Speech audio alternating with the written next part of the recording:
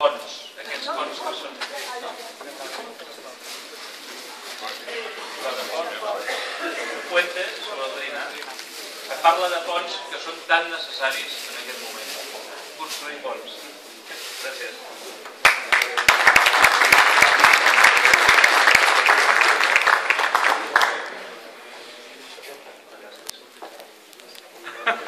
El fred.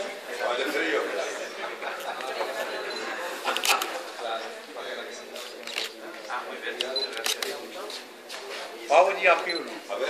Oltre a Napoli.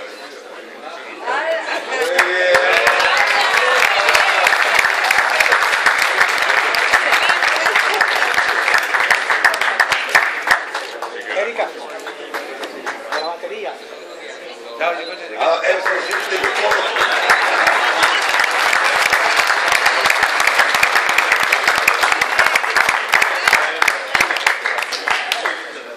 Antes de terminar y pasar al pica pica, queríamos agradecerle también la presencia a Montserrat García, nuestra exdelegada del gobierno.